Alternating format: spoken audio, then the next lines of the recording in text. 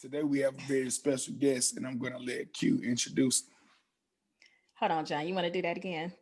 That's you, because I passed that alley-oop. You were tripping. You supposed to caught that thing. You know what I'm saying? It was like silence. I didn't know if I was supposed to say something. I was like, no. She was introduced. She said, I know. I don't want to. Okay.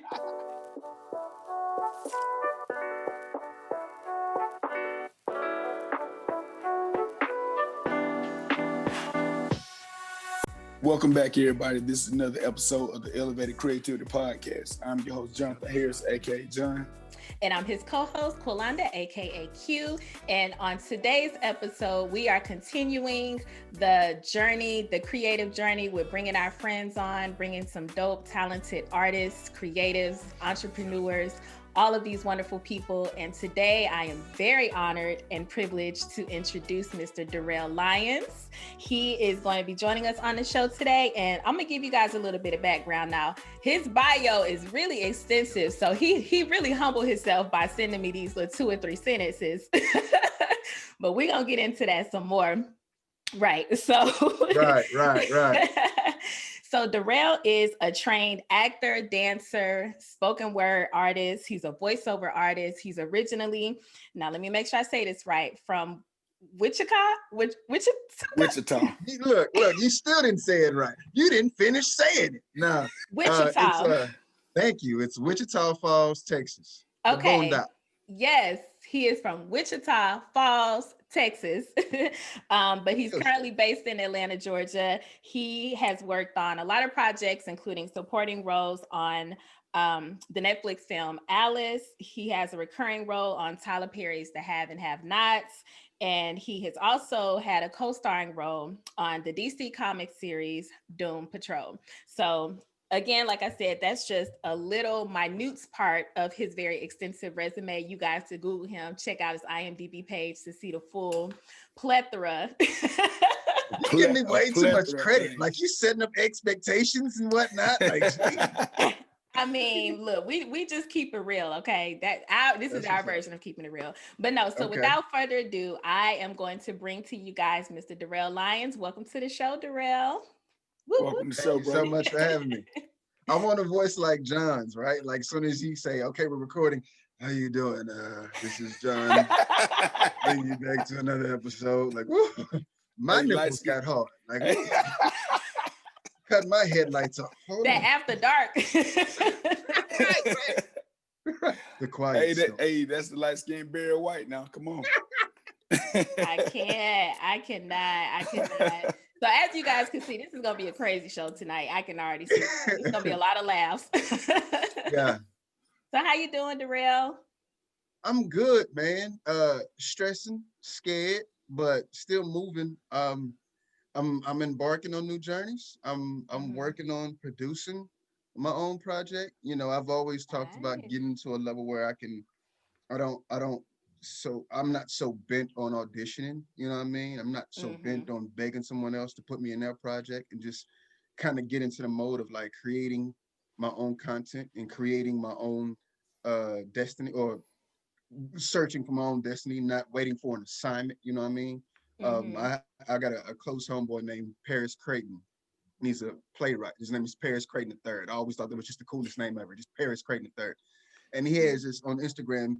He always hashtag create your own yes, with the idea of, you know, we're always auditioning as actors, whether it's stage or film, and you're always looking for somebody to tell you yes. And after a while, you just say, forget that. I'm gonna just start creating my own yes. Yeah. And so I kind of took that to heart. And so now in the midst of a pandemic, I decided to join the Actors Union, SAG, which in the Southeast, it means you probably audition a little less, but when you do audition, it's really, really worth it, you know what I mean? And when you're not, you know, auditioning for big union projects, you create your own content, you know what I mean? So I've been in the works of that, and it's scary because that means you're putting up your own money. And so it's talking to two producers, trust, we understand that. Yeah, okay. So you know exactly where I'm going. So it's scary, but in 2021, I'm not good with what you call the New Year's resolutions. I'm not really good at it, you know what I mean? Because people think New Year's resolutions is something like sort of explicit. I'm gonna lose weight. I'm gonna get organized. And I don't do that. I just kind of have a motto. And my motto for this year is get comfortable with being uncomfortable. You know what I mean? And it's very uncomfortable. Yeah. But I actually have that written down on a sticky note in my office. yeah, get Yeah. comfortable Get with being comfortable with uncomfortable. being uncomfortable. Yeah, it's very uncomfortable and it's easier said than done. And I'm walking in it now. And, you know, I just had a meeting today with, you know, a co-producer and the head of the production team. But, you know, it was an uncomfortable process, but I still see the progress in the process. So I'm happy about it. I feel good about it, but it's still wildly uncomfortable. You know what I mean? But, you know, anything that ain't, if you're not uncomfortable, you're not growing. And anything that ain't growing is dead. So it is what it is, right? Yeah. Speaking of that phrase, Durrell, somebody told me a while ago. They said before you get comfortable, you got to be uncomfortable. Right. So you go through that phrase. That's that rocky road, but then it's gonna smooth on out. It's gonna pave out for you. Yeah, and I've heard it in different facets. You know, I've heard that statement in different ways. Somebody once said, "Before you get to the rainbow, you got to go through the rain." Come You on know now. what I mean? Yeah, and so yeah, it's there, but you know, I figure out how to smile through it because I've been in worse positions. Yeah. So there's nothing wrong with being uncomfortable with the fact that you might just be successful at this bitch. You know what I mean? Exactly. Right. It is what it is. And the only way to get to that success is going through the You gotta go the through it. discomfort. Yeah. Yeah, and it's like no way around it. I've learned that you can't go through the sides, you can't flank it, you can't go over the top, you can't go under it. The only way is through. Now the light is at the end of the tunnel. You just got to keep going, and keeping going is rough. Yeah. But once you get to the light, you'll look back and remember all the rough times, and you're just happy that you got through it. There you go. It's a So process. So Durrell, let's take it back just a little bit because a few of our listeners are new to the entertainment industry. A lot of them are looking to get their start. So could you give us a little bit of background about how you got your start into acting? Because I know the actor's life is, what's the word? I just know it is, right? Right. Yeah, there's no word for it. It's just right. It is. That's what it is. Yeah. You know what's funny? Growing up, I was always performing in some facet. I just never thought about actually like going to college and studying theater. Like that's not what made people proud of you. But I mean, growing up, I was always that dude that was like pop locking and ticking in the streets. You know what I mean? And you know, where I'm from, everybody wanted to be a rapper growing up. And then I got where I'm from, Wichita Falls, we're like the home of like the largest, or at least one of the largest Air Force training bases.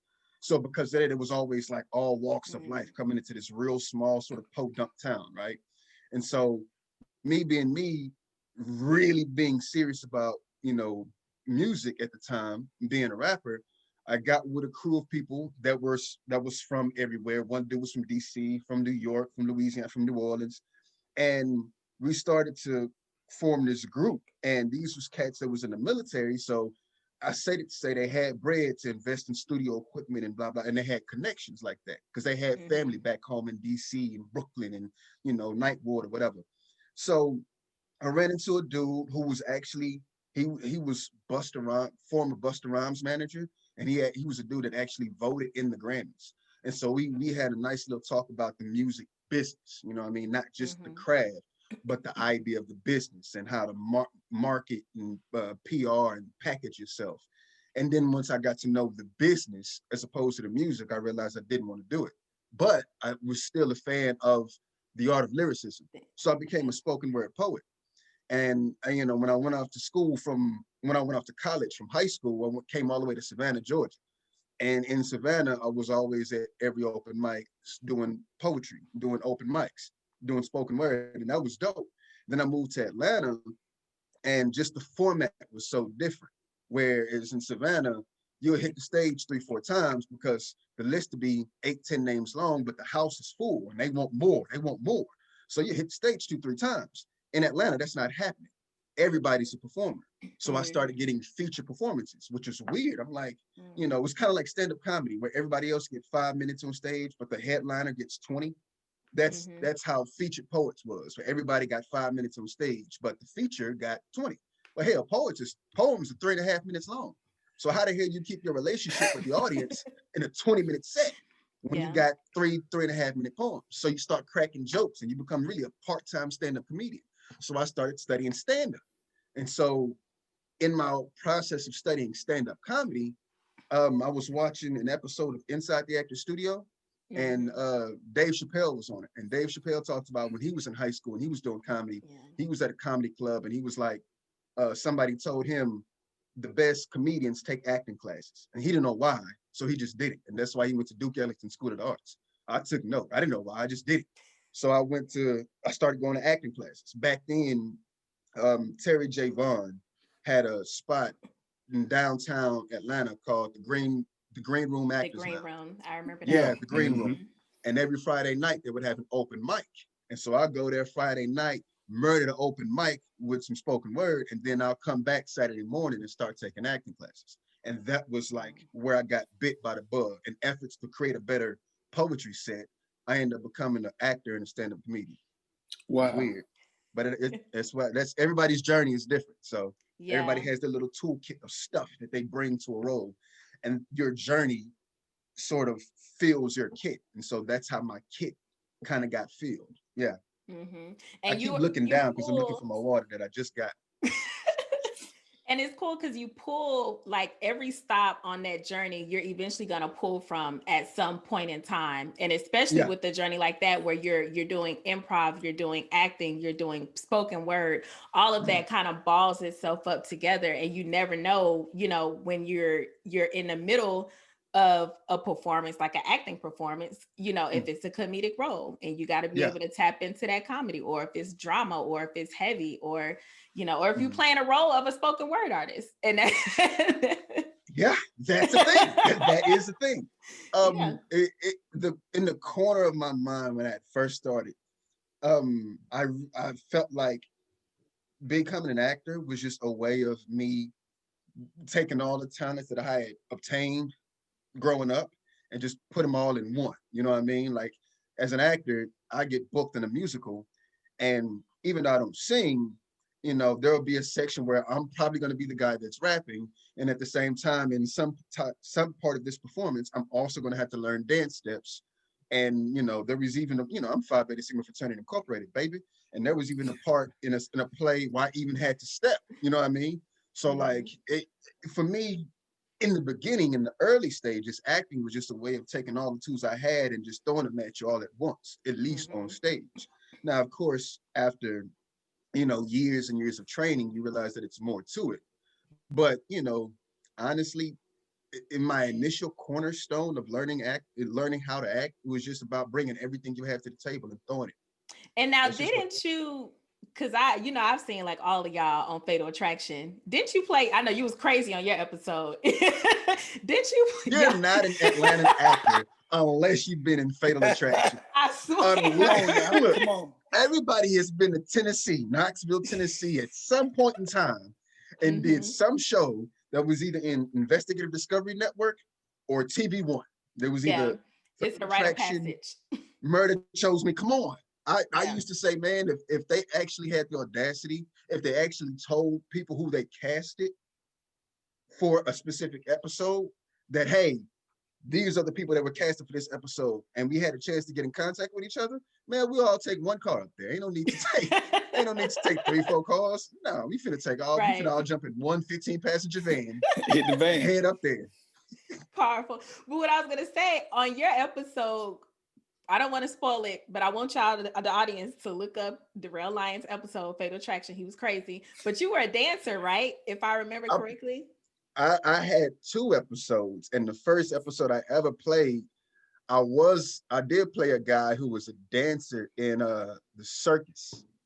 He was a hell of a story too, man. I was so mad of how his life turned out, but he was like the first Black performer ever in Cirque du Soleil in Vegas. That's what it was. You know what I'm remember saying? That, yeah. And so I remember like having like break dancing sequences and like stretching sequences. Nigga, that shit was dope. That shit was dope. Like, because that was my first time ever being treated like a professional actor. You know what I mean? Like, you go up there, they're gonna put you in, at least then, during the pandemic, it's different. But they put you in a hotel, you know what I mean? And they paid for your hotel, they paid for your mileage, and then they paid for you to perform. You know what I mean? I was packed. You know what I mean? Now, that was in the rookie stages, but you know, yeah, I still respect it. It was good demo footage. Yeah. You're not an actor in Atlanta until you do one of those. Yeah. John, you had a question that kind of rolled from that. Yeah, I was actually had a couple of questions, but you kind of said so many things. Right. I know you have so many creative talents and everything that you do. But we're gonna just focus on film real quick. I wanted to ask you, like, what is your favorite genre of film first, as far as like, what do you like to watch, just as entertainment purposes? And then I want to kind of add, what is your favorite to like act in? Like, I don't know if it's a different, if you want to, like, you have something you like to see, Right. and something that you like to do. Right. That is a great question because if somebody I really enjoy watching is Jamie Foxx, but I knew I couldn't be like him. I couldn't perform like him just because we have two totally different toolkits. You know what I mean? He's a trained pianist and singer and blah, blah, and has a wonderful tone, a wonderful ear for tone and pitch. But I couldn't be Jamie Foxx, but I really, really enjoy watching Jamie Foxx. In terms of genre, what I like to watch and what I like to perform in are more of the same. Um, I I guess it's the education in me. I like smart shit. Now, in terms of genre, I guess you would say dramedy. Um, what I've learned is that in every drama, you always have pockets of humor. You know what I Yeah. mean? That just makes it more human. You know, Mhm. and then in every comedy, there's always a tragic undertone. You know what I mean? There's something that somebody is fighting for. And That's the true. tragedy is that they're not getting it. And what we're laughing is that their continuous efforts to get what they want to get and it's not happening. And something in that failure is making you laugh. So I would say dramedy, but I like smart dramedy. Like I'm a fan. There's anybody I do want to be like or have a career like, it's Don Cheadle. If you ever Okay. seen House of Lies, House of Lies is my shit because it's very, very smart. You're talking, it's a corporate drama. And so your House of Lies, your Black Monday, yeah, the corporate drama is the very smart stuff that still has a comedic undertone to it. And then I like real stuff. I'm not as much of a fan of like the what you call it, fantasy stuff. I'm not Okay. as much of a fan of Science, fantasy stuff. sci-fi. I'm not as much a fan of sci-fi. When I say fantasy, I immediately think Game of Thrones and Harry Potter. Okay, like And, adventure type, adventure you know what shows I'm Yeah. and stuff. saying? Now, Epic so I'm not, adventures. I'm not as much into that. I'll watch it, you know what I mean? Yeah. And if you That's pay more me, so like character acting. right. And Yeah. yeah, some people call it character acting. For me, a character is a character. A leading man is a specific type of character. You know what I mean? He's a leading man. But I Yeah. mean, and there's different philosophies behind that. I won't get into that. But in terms of genre, I like to see real people, real situations. That's why I just simply said dramedy. I love corporate dramas. I love assholes. And when I The say Office. assholes, yeah, okay, you see where I'm going with it. Yeah. Those very smart, witty people. I love wit. I love Which quick, is witty people. why you made such a perfect. Hold on, wait, Q, before Okay, you bring it. Don't bring that yet. Don't bring that yet, because I I got know, something but quick real quick. We're getting there. We're getting we're there. We're getting Oh getting no, there, there. but he we're hitting gonna on get it. there. We All got right, we gonna put a gonna get pin in there. that. Yeah, just real quick. Because one thing is, I know that you done a lot of stuff, and I even seen that you did Doom Patrol. And Mm-hmm. I'm a fan of, like, comic book heroic Mm-hmm. kind of like hero type stuff. How was it being on that project? And even though that's like that, it's not really science fiction. It's kind of Mm-hmm. that, I guess, Hero. action adventure hero Yeah. kind of Mm-hmm. genre. Especially like that's kind of popular now, as far as like with the Marvel Mm-hmm. cinematic universe and DC cinematic DC. universe and stuff like Mm-hmm. that. Um, how was it working on that project, and what did you like about that? That project was first of all, it was the first time I got a co-starring role. I was billed and paid and treated like a co-starring role, but I had no lines. I just got paid to throw up. Now, just to be honest, that's what it was. I got paid to throw up. If you see the episode, that's all I did. Was that your name in the credits? Guy who throws No, up? the name in the credits was called Focus Puller. I know, right? The throw up guy. No. The name in the credits was called Focus Puller. Spoiler alert. If you ever watch the episode, what it was a period part where we went back in time to where a specific character was shooting an actual film. She's a former Olympic swimmer that has now become a movie star. And so we're on this film set, but it's a film set from like the 60s, something like that, 50s, 60s, something like that. And we're filming in Africa. And so I was what was called the focus puller. The same way you have a focus puller nowadays when you're in the camera department. Yeah. I'm a focus puller in Africa in 1950, 1960, something like that. You know what I'm saying? Okay. So even though the subject matter or the genre of the project is hero fantasy, in the moment, I'm still playing a real person. I'm still playing a real guy who was literally just pulling focus as we're shooting this movie in this television series. You know what I mean? In Africa, right? And honestly, that was dope. Like in the Atlanta community, you go on the film set, you're gonna see somebody you know, whether they're principal cast like you or their background, more than likely you're gonna see somebody, or there might be crew, PA. You're still gonna more than likely you're gonna see somebody you know. And so I saw people that I knew. It was the first time I seen people working in the background and their costumes were doper than mine as a principal. For real, because it was just like this makeshift, African scene in the 1950s. So you still had people in tribal wear. Now, African tribal wear supplied by a DC Universe budget was dope. You know what I mean? Most definitely. It just was, right? And so I go on set and I'm seeing people that was working background that I know. I'm like, yo, what's up? What's up? Yo, what up?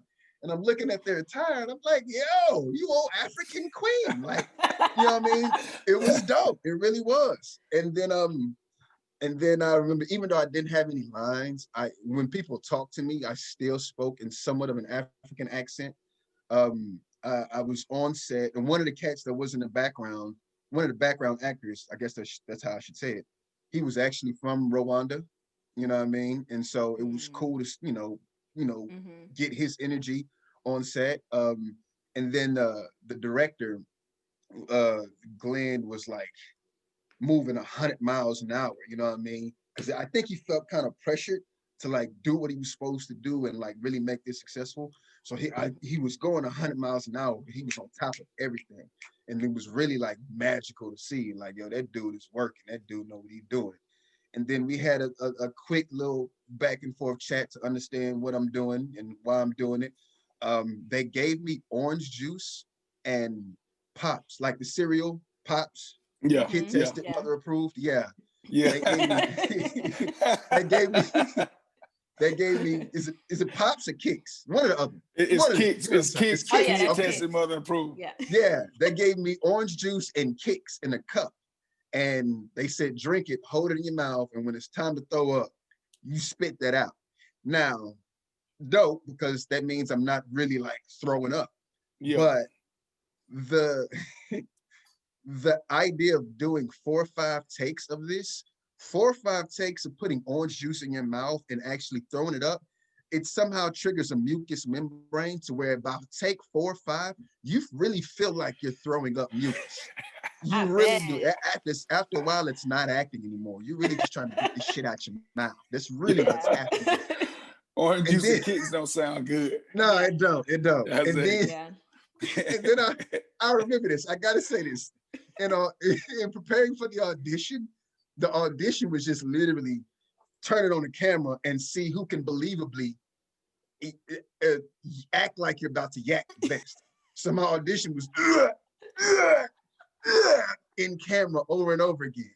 So the preparation for this, I did this once, I'll never do it again. I actually watched the entire video of two girls in one cup. I'm done. Yeah. What Now the let me tell you world? something. I have no Now idea when what you that watch, is. now, No, don't you Google that. don't you ever watch it. Okay. Unless you're preparing to throw up, don't you ever watch it. It's gonna be imprinted in your mind, in your subconscious. I said, wow. I'll These take folk y'all off word for it. Yeah. So after watching that and then just going over the scenes in my head, you're really about to throw up. That's how I got the role.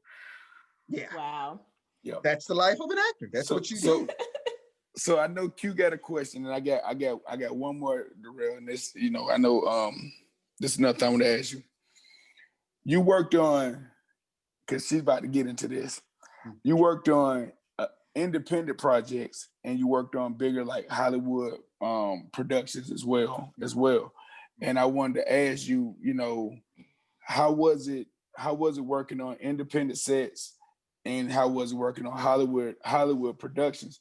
But also I wanted to ask you, like, what's your preference as far as, like, is it a difference from an actor standpoint? Because I know most people feel like sometimes bigger is better, and sometimes you feel like independent, you have more like creative control.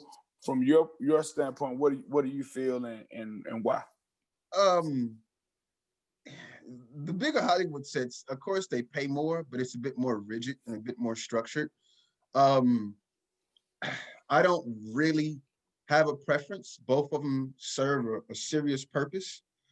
I've learned a lot on smaller sets that helped me on bigger sets. Um, Bigger sets is really part of the battle is making sure you're comfortable enough. You're as comfortable as you are on an indie set. You know what I mean? But you learn how to maneuver, how to operate in different camera angles, in a smaller set. So when you get to a bigger set, you don't overwork yourself. I talked to a dude doing the last film I did. I talked to a dude who was like, that conversation we always have about our career, that it's a marathon. It's not a sprint. It's a marathon. Most definitely. Right. Well, when you're in a bigger role, not just like a co-star, and when you're a co-star in a big project, you really have to understand your role. If you're a co-star and you're interacting with the lead, and your job is to just take the order of the dinner, to take the dinner orders of the two leads sitting at the table, that's what you do. You know what I mean? Whereas in the independent project, you can really make it a moment. But I've learned on bigger sets that when you get a bigger role on a bigger set, you can't make every moment a moment. You know what I mean? Yeah. You gotta pace yourself. Those big moments will be there and take advantage of it, but you can't force it. You know what I mean? Whereas on an independent set, it's the exact opposite. You do have the freedom to make every moment a moment, but you got to be smart, because in real life, every moment is not a moment. Sometimes it's necessary for the audience to just sit and live with you, as opposed to having a moment where you're, on your seat, having on the edge of their seat. Every moment is not going to be like that. You know what I mean? Sometimes they just got to live with you and brush their teeth with you. Do you feel more pressure on independent sets versus the bigger Hollywood productions because of that, or? No. You feel more pressure on big Hollywood productions because big Hollywood productions cost more money. So time is money. You know what I mean? On smaller independent sets, it's a less pressure, and then normally it's like less people. So when it's less people, I can, you can You in your directly zone. interact. Yeah. You're in the zone. I can directly interact with the director, and let me know how you feel about what I'm doing. I know what I want to do. I just want to make sure it transcends on camera, blase, blase. If it's not working, you can partially, I ain't gonna say take your time, but you can work on it. Make adjustments as well, too. Yeah. Whereas because it's not on the time frame. Yeah. Right. But if it's a big Hollywood set and it's 40, 50 people on set and they all waiting on your black ass, you know what I'm saying? That pressure's real, you know what I mean? Yeah. So, and at the same time, I kind of pride myself on being one take Jake. I ain't gonna lie to you. If it's 3 cameras on set and they all getting different angles at once. I'm trying to be one take Jay. I really am. There you go. I'm trying to get that moment the first time because that's when it's the Yeah. most real. That's when it's the most authentic. You made a comment earlier when John was asking you about, your favorite genres, the favorite type of characters that you like to play. And you did mention, you like to play the asshole, you like to play, dramedy, the little bit of drama, a little bit of comedy, all of that stuff. But like you said, there's always depth to the characters. So even though on paper in the script or, from the outside looking in, it may just seem like, oh, this character's a butthole, but there's some depth to them when the writing is good. Let me put that out there. When the writing is good, of course. Right. So John and I had the pleasure, oh God, I hope y'all can't hear that. John and I had the pleasure of working with you on our web series, The Single Life. We've done 2 seasons 1 and 2. And to the listeners, we'll make sure we put the link in the description box on the YouTube channel, as well as on the audio platforms. We'll have the link to The Single Life on there. And y'all not gonna like his character. I'm gonna just flat out, well, you know what? You had some guys, you had some dudes that had your back. I'm gonna say the real ones know. Yeah. The real ones know what's up. Yeah, for sure. I low-key had your back. I just had to do it under wraps. I was like, so I just had to do it, yeah. I was like, hey, I just did a circle. I was like, no, yes, no, yeah, all that. John low-key was giving them baseball coach signals. Yeah. From the dugout.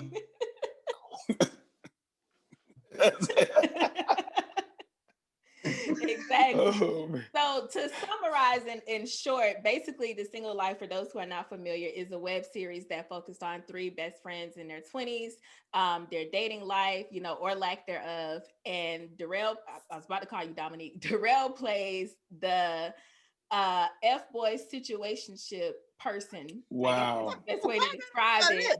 Damn. To one of the lead characters. Okay, the ex-boyfriend, is that better? Thank you. That's all you had to say. But that doesn't sum up Dominique. But we'll call him that, the ex-boyfriend to one of the lead characters who just won't go away. Embody the F-boy, because they done quoted me to be a nice F-boy, and I don't know where that come from, but we're not gonna talk about that. So that character you played, you was the F-boy. Yeah. Thank you.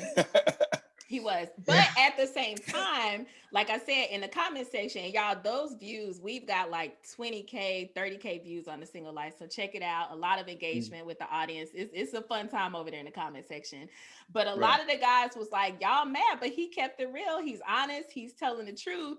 So his approach, was a little and I'll just say, I was the writer of The Single Life, Pats. And shameless plug. Shameless plug. The Throw right that in there like that. Yeah.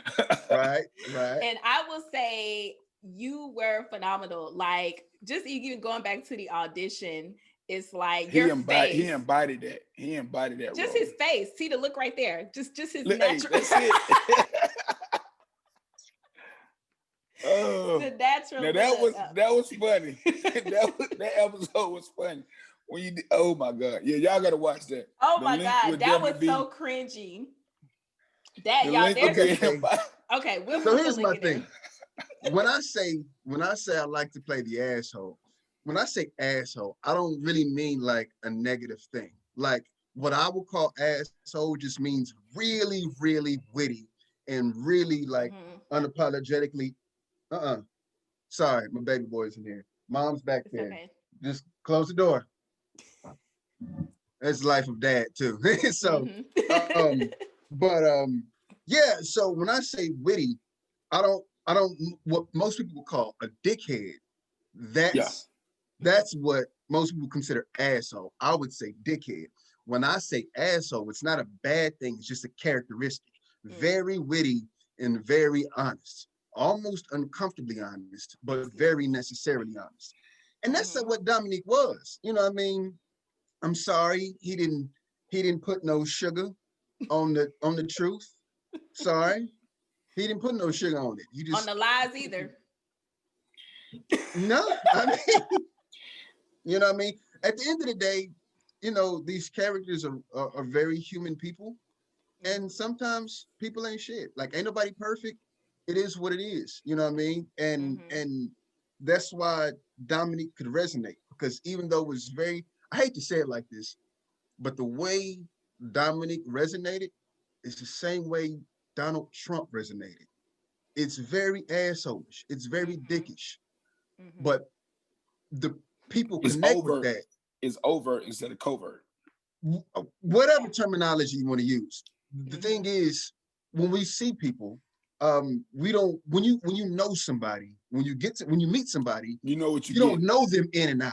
You just know what they're willing to present to you. But if you knew someone in and out, that means you have to get to know the ain't shit part of them, as well as the part that you do like about them. So when you see Dominique, you may see stuff that you don't like, but those are qualities that are him. And those same qualities are in all of us. You don't present them to people when you talk to them. Right. You know what I mean? You don't present them to people, but they're there. So when they get delivered on the real screen, people resonate with it because it's true. We don't like to talk about it, but it's true. You know, people are racists. Don't nobody like to talk about it, but if Trump says it, somebody's going to say he tells it like it is. Yeah, you're an asshole racist, or you're a dickhead racist. Yes, he's telling it like it is, of course. Yeah. And that's why people resonate. And it's the same formula with Dominique. And it has nothing to do with politics or, you know, my take on relationships. It's just about being a human being, an unapologetic human being.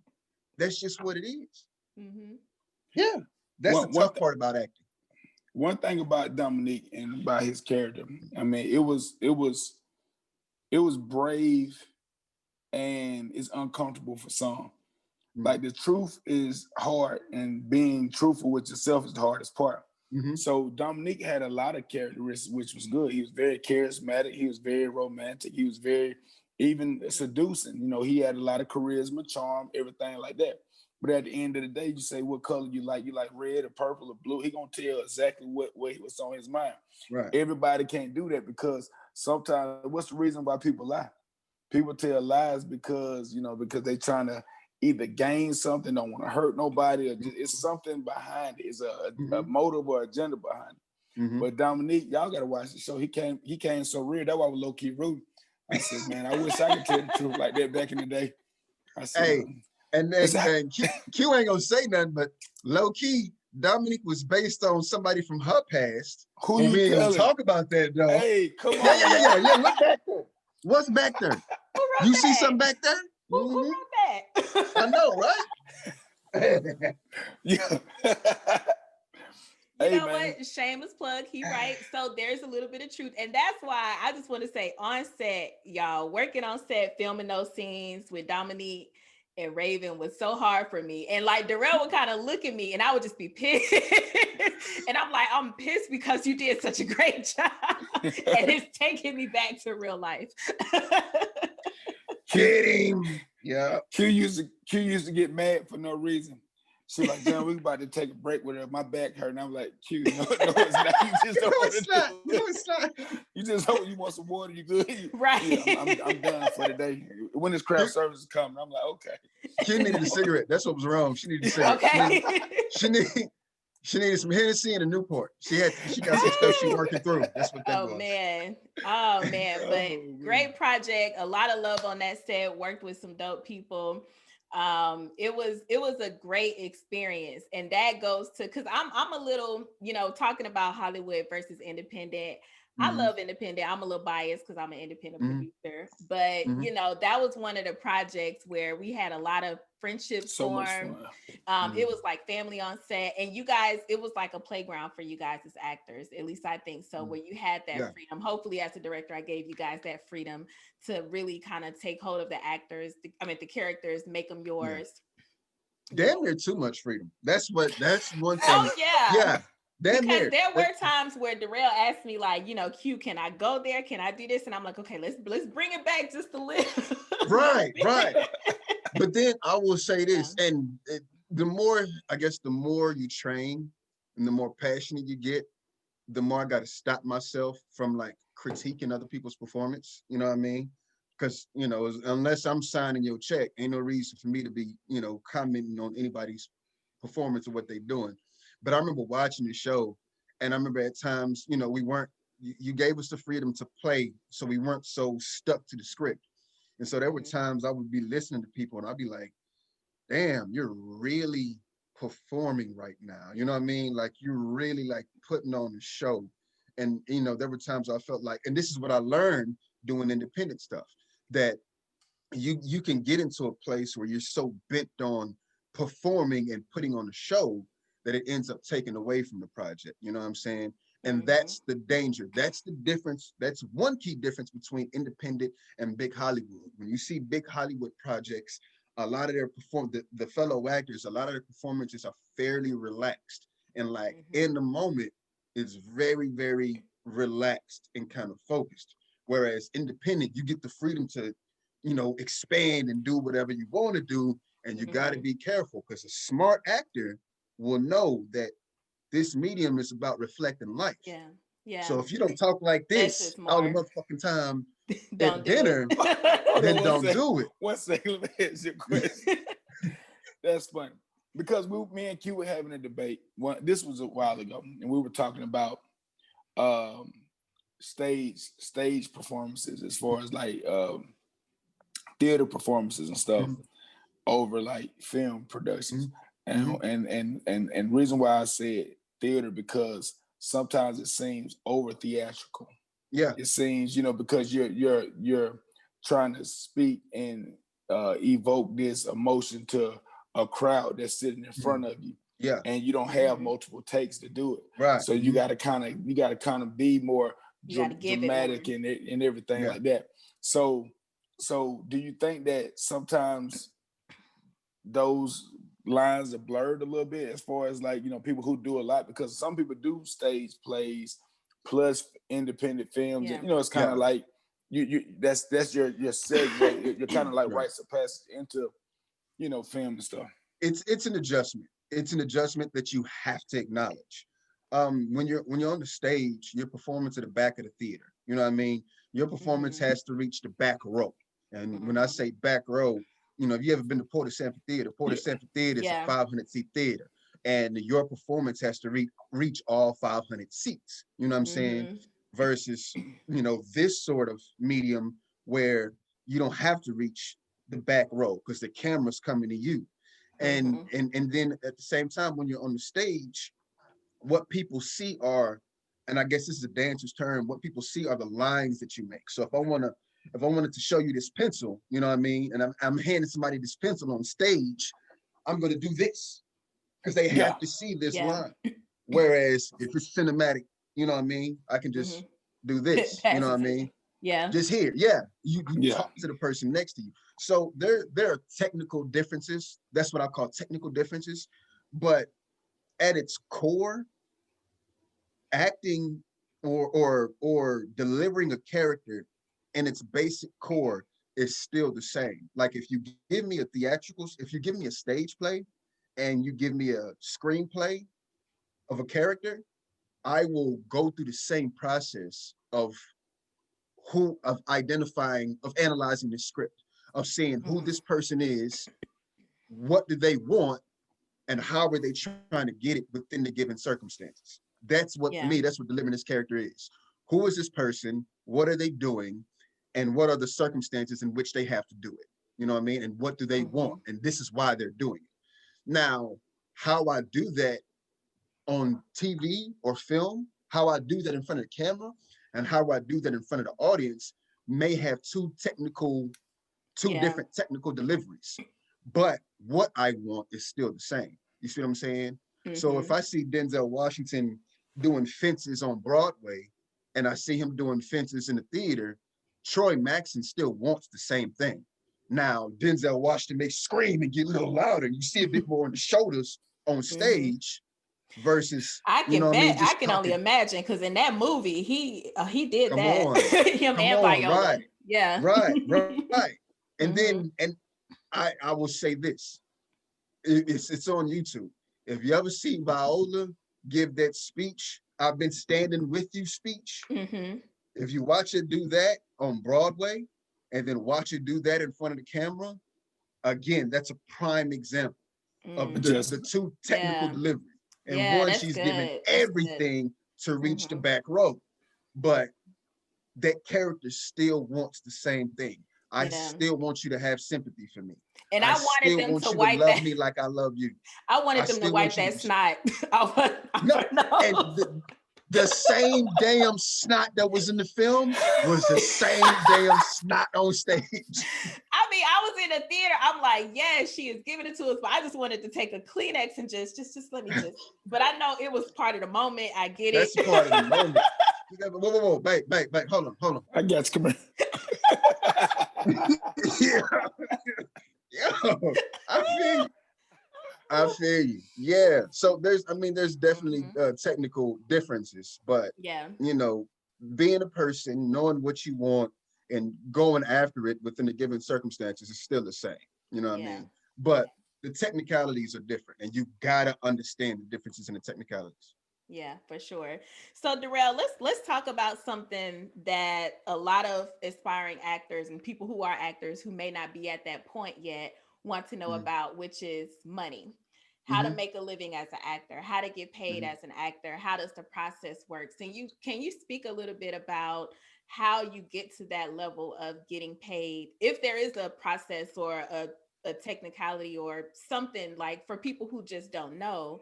And then what is the typical pay schedule and process like? Like, is it that you get paid upon wrapping every Mm-hmm. day or at the end of the project, or is it net 30, after the project wraps, you got to wait 30 days? So can you talk a little bit about, and it could just be from your experience, about getting paid as an actor?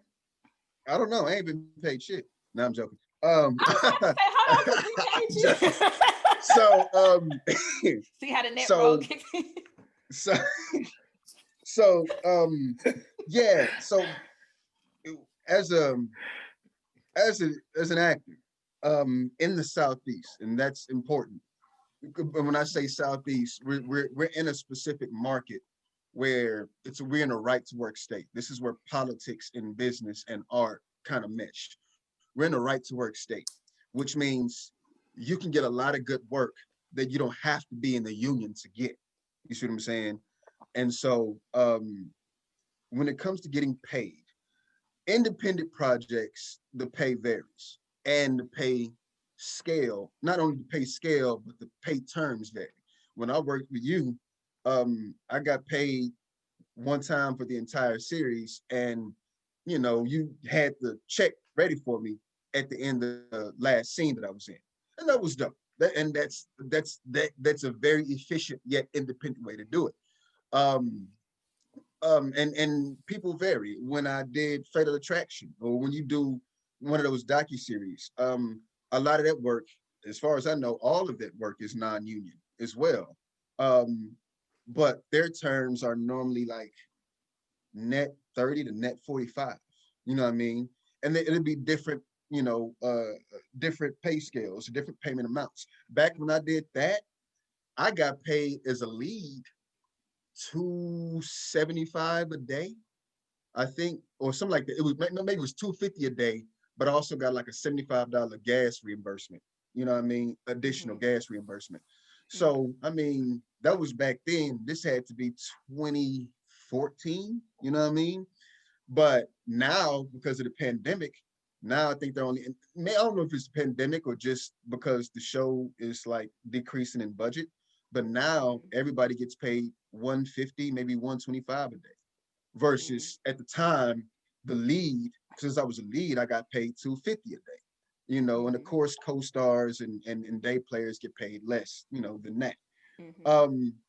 But when it comes to independence, it varies, and the payment terms vary as well as commercials. I've done some great non-union commercials that might pay 500, 750, and then they'll say 20% additional for the agency fee. And not you might get paid more, but you'll get paid what you're supposed to pay your agent. And those terms may be net 30, net 45. Hell, last industrial project I did that was non-union, it paid 600, but the payment terms were net 60. I didn't see a check for 2 months. Yeah. You know what I mean? And Now with so commercials, do you get paid every time the commercial airs, or if it's union, if it's non-union, well, it could be union too. When you do commercials, there's a magic word called buyout. when they say this project is a buyout, that means they're going to pay you one time for that commercial and that's it, right? Now, if it's a union project, they may have a higher scale, a higher rate. But if it's a buyout, that means one time, that's it. But if it's not a buyout and it's a union, then you'll start getting paid every time that commercial airs. Now, honestly, I haven't been union long at all. And I haven't booked a union commercial yet. But as far as my knowledge, I know you get paid 712, something like that, 712, 718 a day. And I think that's the minimum SAG scale, like standard scale. It's 712, 718 a day. And then you do get paid every time that commercial airs for, I don't think it's a lifetime. I think it might be a limited amount of time, maybe a year, 2 years, whatever. But in terms of TV and film, if it's a union project, then there is a SAG. Now, here's the thing. There are different SAG contracts. So you might hear something called SAG UPA, which is like ultra low budget. You know what I mean? Or SAG micro budget. Normally with projects like that, they're like, the minimum is like 125 a day and you don't get residuals with that. And then I've heard of SAG modified low budget, where the minimum daily rate is $630 a day. And I don't know if there's residuals with that because I haven't been booked on a SAG modified low project. Now the SAG standard project, at the time when I did it, it was $960 a day. And now I think, yeah, right. And no, I lied. It was $906. It's just that when I got a reoccurring role, since it wasn't like a regular day player role, it was a step above a day player. It was reoccurring co-star. So Tyler Perry just paid me a little extra because it was a large role. That's why I got $960 a day. And then you do get residuals every quarter. Now that was then. As far as I know now, the SAG minimum scale is like 10 something. It's like 1040, something in that range. And again, you get 1040 and then the payment terms are normally like, you get paid like they process payroll just like a normal corporate job. So you get paid 2 weeks after that gig. You know what I mean? Because it's like regular payroll process. Yeah. And you'll see that check in the mail. And then after that show airs, normally I think it's on a quarterly basis, if not a what's it called? Semi-annual, 2 times a year. Semi-annual. Yeah. Biannual. Biannual. But I was going to say biannual. Yeah. But I didn't know if that meant every 2 years versus twice in 1 year. There's a difference. Yeah. But anyway, yeah, you do get quarterly residuals for those projects. And that's lovely. Now the difference is, as time goes on, those residuals do decrease. You know what I mean?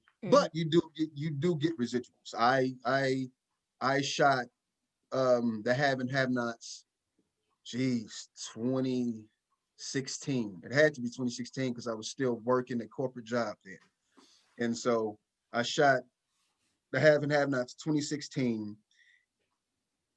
It didn't air until at least my episodes didn't air until like the fall of 2017.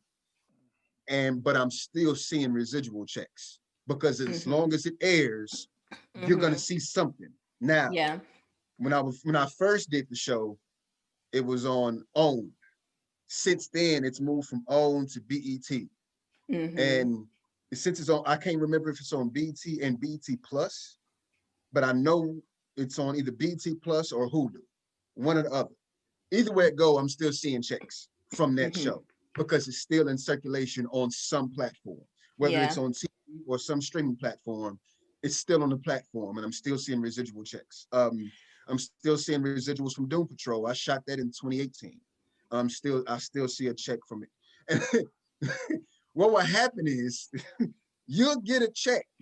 That check might be $8.35, but you will get that check. It's gonna be a nice little surprise in your mailbox. Come on. Yeah. I remember. I still tell this story and crack this joke to this day. I did a show. My first ever union project was I think it was also in 2016, and I did a show called Zoe Ever After, where I played a guy at a casino trying to holler at one of the singer Brandy. I was trying to holler at one of Brandy's homegirls, and it was a British guy too. I talked in a British accent. It was dope. That show aired, like I said, 2016. I think I shot it in 2015, but it aired 2016. I probably saw checks from that up until about 2018, 2019. My wife got a check. She said she opened the mailbox. She said, it's a SAG check for you. I was like, bet, open it up, see what it is. She said it's a check for 3 cents. No. That ain't the bad part. She said it's a check for 3 cents. I was like, it's a check. Might as well go ahead and cash it. So she tries to go to the ATM and tries to cash the check in the ATM. The damn check got stuck in the ATM. So now she has to call a bank teller to come help her get this damn 3-cent check out the ATM so everybody else behind her can do whatever they need to do at the ATM. So when she talks to the banker and she's like, can you help me get this check out the ATM? My check is stuck in the ATM. And they're like, oh my God, I'm sorry. Okay, well, first of all, let me give you your money. How much is the check valued? How much are you cashing the check for? And she goes, 3 cents. And the banker goes, oh. And when I tell you, when she was telling me about it, she said that, oh, was the most awkward oh you would ever hear. I bet. It was so much in that oh. It was, why is your broke ass trying to cash a 3-cent check? That's what that oh meant. You know what I'm saying? That's it's one of those. hilarious. Just do a mobile deposit. Just do a mobile deposit. Oh man. Okay. All right. We're getting the countdown. Right. Okay, we're getting the countdown clock. We're at about the 9-minute mark again. Cool. So Durrell, let's we segue, we jumped ahead a little bit, but let's take it back to SAG for those who may not know what SAG is, and for those who do know, and they may be an aspiring, actor who wants to become, who wants to join the union, who wants to become SAG. So can you talk a little bit about what it is and how you do become a member? SAG is an acronym that stands for Screen Actors Guild. If you ever heard of the SAG Awards, that is an award ceremony where actors vote. Everybody who's an actor in the union votes on the best performances.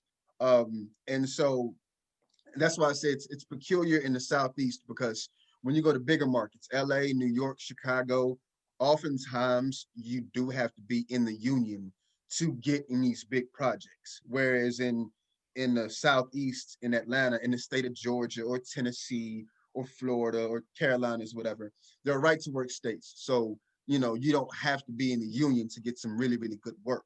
Whereas if you're in LA, Chicago, New York, you do have to be in the union normally to get some of the best work.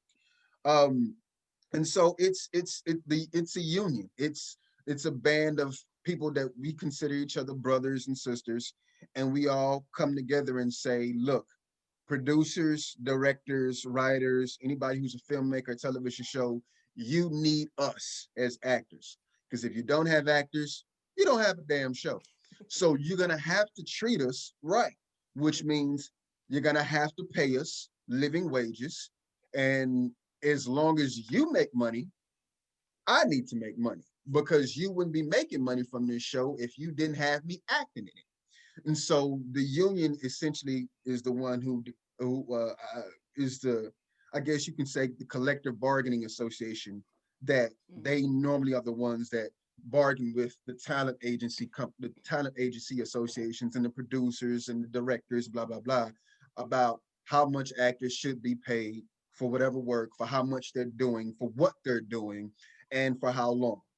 And so, just a sidebar, they also, just in case people don't know, they have unions for those people as well. So there's a guild for directors, for writers, for producers. Guild, DGA, WGA, Writers Guild, PGA, Producers Guild. So we good, John. We got ours too. You see Durrell coming at us like, you gonna pay us our work.